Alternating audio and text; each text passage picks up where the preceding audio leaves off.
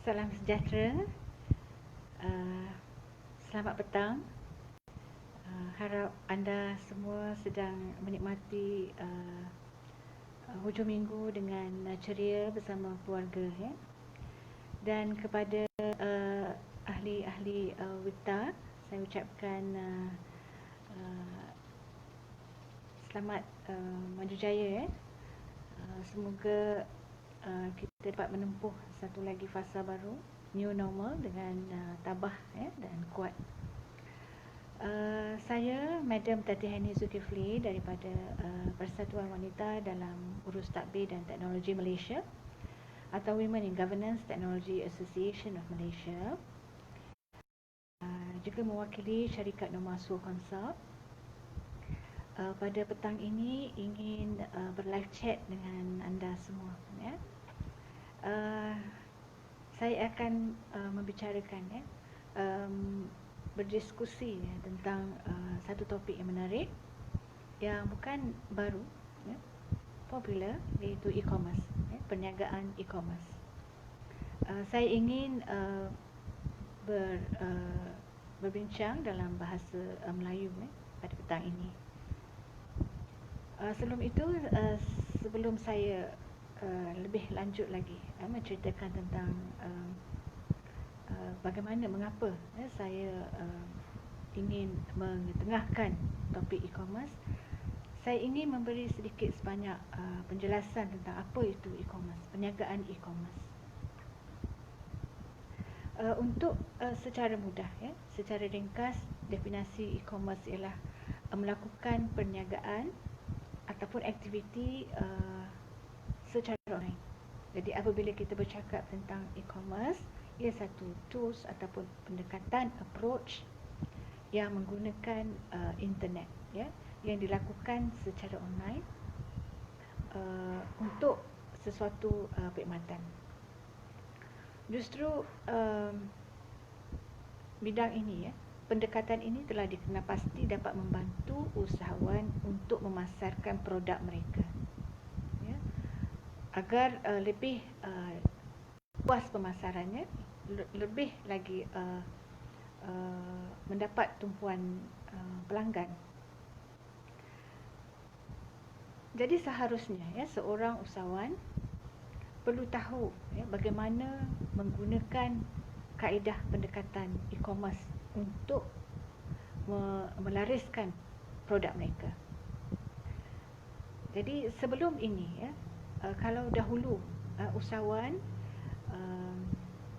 wanita seperti saya, ya, yang sebelum ini pernah melakukan perniagaan dari rumah, menjual produk dari rumah, sebelum saya venture into e-commerce. Secara meluas, saya pernah menjual produk dari rumah.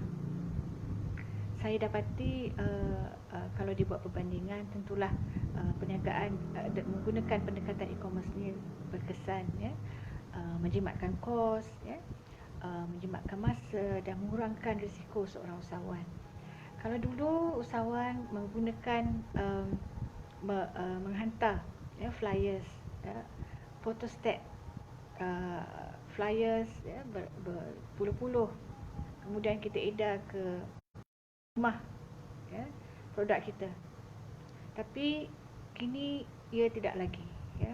Jika diberi pilihan, saya tentu menyarankan usahawan menggunakan kaedah pendekatan e-commerce, perniagaan e-commerce, untuk memberitahu pelanggan yang anda menjual sesuatu produk. Justru seorang usahawan, ya, apabila mendapat tahu, ya, bahawa terdapat sebuah syarikat menawarkan tempat mereka, ya, laman web mereka, untuk mereka untuk kita letak produk, ya, di aplikasi mereka, saya pasti ia satu peluang yang tak boleh, ya, kita lepaskan. Jadi ada 3 perkara penting seorang usahawan perlu tahu bahawa sebuah syarikat yang telah banyak terdapat di Malaysia sekarang ini membantu usahawan, khususnya IKS. Iaitu pertama, mereka menawarkan tempat ya untuk kita meletakkan barang ya. Jadi ini dipanggil marketplace ya. Mungkin anda pernah nampak perkataan marketplace ini di laman social media yang famous sekarang ya. Contohnya di Facebook ya. Sebab tumpuan pengguna banyak pengguna ramai, pengguna Facebook ni ramai. Jadi mereka syarikat ini syarikat media sosial ini telah menyediakan satu perkhidmatan baru iaitu marketplace. Mereka tahu pengguna ramai, pengunjung ramai, maka inilah kesempatan yang diambil oleh mereka untuk menyediakan satu tempat kepada usahawan untuk mendapatkan barang, membeli barang atau nak menjual barang di marketplace, ada tempatnya. Jadi itu perkara pertama. Sebuah syarikat e-commerce dapat menyediakan usahawan untuk satu platform meletak barang. Jadi kebanyakan yang telah menggunakannya, saya tidak membuat perbandingan dengan mana-mana syarikat e-commerce, tapi secara ringkas, seorang usahawan yang belum mencuburi e-commerce perlu tahu bahawa wujudnya satu tempat yang dipanggil marketplace untuk kita letakkan barang. Dan biasanya syarikat-syarikat ini menyediakan satu ruang lah ya. Pertama, apabila mereka dapat tahu ada satu ruang untuk mereka pasarkan, letak produk mereka, syarikat ini akan minta pertama username ya. Kita meletakkan email kita beri email, kemudian kita create satu password, kemudian kita sign up ya. Saya ingin nak berkongsilah sedikit ya beberapa perkara. Ini risiko yang perlu kita ambil apabila kita hendak membuka ruang ya, profil kita kepada satu syarikat. Kita perlu ada ketelusan. Bila kita nak berniaga secara online, risiko ketakutan ya, profil kita kita beri pada syarikat, kita kena fikirkan risiko itu. Itulah yang perlu seorang usahawan fikirkan. Makna kata untuk mendapat peluang berniaga di internet ini ataupun melakukan perniagaan internet, risiko kita punya information ya, personal ini memang perlu kita hadapi. Jadi saya katakan begini kerana terdapat beberapa lah ya kes mengatakan tidak mahu personal profile kita ini diberi kepada beberapa syarikat-syarikat. Ini seharusnya bukan saya tak menggalakkannya ataupun anda menyimpan rahsia peribadi anda, tapi inilah risiko seorang usahawan perlu ambil jika sekiranya ini berniaga secara online ya. Apabila anda berniaga saja, anda telah berada di peringkat langkah pertama, menerima risiko dan mengambil risiko ya. Jika takut mengambil risiko, maka anda tidak layak ataupun tidak mempunyai kriteria untuk berniaga ya. Jadi seorang usahawan ini perlu berani sebenarnya, dengan kata lain berani. Kedua, apabila anda telah jika anda seorang yang berminat untuk menceburi bidang e-commerce dan anda telah memilih satu syarikat untuk meletakkan produk anda memberi username, password, kemudian anda sign up ya. Setelah itu anda diminta untuk memberi foto ya, produk yang hendak dijual, kemudian details tentang produk. Dalam details tadi anda perlu nyatakan nama produk ya, siapakah pengeluar produk, berapakah harga, berapakah jumlah nak dijual kepada customer, kemudian bagaimana nak guna produk, nyatakan dalam detail sebab aplikasi itu akan menyimpan ya, bukan setakat gambar produk anda tetapi maklumat tentang produk. Satu lagi saya nak ingatkan, sebagai seorang usahawan anda perlu bertanggungjawab, iaitu apabila setiap maklumat yang ditulis anda bertanggungjawab terhadap kebenaran produk anda. Makna kata kalau berlaku customer complain, betul tak barang tu sampai, anda bertanggungjawab. Itu sebabnya saya galakkan kepada yang telah menyertai e-commerce supaya menghubungi manufacturer, minta kepada manufacturer untuk menjadi distributor kepada manufacturer tadi. Sebab jika customer complain, bukan saja anda yang bertanggungjawab, tetapi anda perlu memberitahu manufacturer bahawa ada customer complain tentang produk. Jadi setiap detail maklumat itu perlu anda telus, ceritakan dalam detail tadi, ketelusan. Anda mungkin tambah kat bawah tu, jika rosak boleh diganti. Jadi di sinilah saya maksudkan dengan ketelusan, dan bertanggungjawab terhadap maklumat tentang produk anda berikan kepada customer. Kedua, semasa prosesnya, bila sudah diberikan segala data tentang produk, anda pun sudah boleh melakukan urus niaga. Mungkin keesokan harinya ada customer berminat untuk membeli dan menempah. Maka di situlah usahawan perlu tahu bahawa produk anda sudah pun ada pembeli. Jadi bagaimana nak sampai produk tadi kepada pembeli? Di sinilah syarikat e-commerce tadi akan menyediakan beberapa pilihan syarikat penghantaran atau delivery, syarikat delivery untuk anda pilih agar produk tadi sampai kepada customer. Okey. Untungnya sesebuah syarikat e-commerce itu menyediakan perkhidmatan ini juga. Selain daripada memberi pilihan kepada customer meletak barang, mereka juga menyediakan beberapa pilihan syarikat penghantaran kepada kita usahawan. Jadi kita diberi senarai syarikat penghantaran, maka kita tentu merchandiser akan milih kos penghantaran yang paling rendah tetapi cekap. Kita tidak mahu ada di tengah jalan barang kita rosak, ataupun customer tunggu sehingga 2 minggu baru dapat barang, padahal dia janjikan 3 hari boleh sampai barang kepada customer. Jadi di sinilah perlu semasa detail tadi memberitahu kepada customer bahawa barang sampai 3 hari. Jika terlewat, sila hubungi kami. Jadi peringkat awal tadi, ketika kita beri maklumat tentang barang, di situlah kita catat beberapa kemungkinan yang berlaku. Kebanyakan usahawan yang melakukan di rumah, seperti saya dahulu, sebelum saya mencuburi e-commerce, saya menjual barang dari rumah.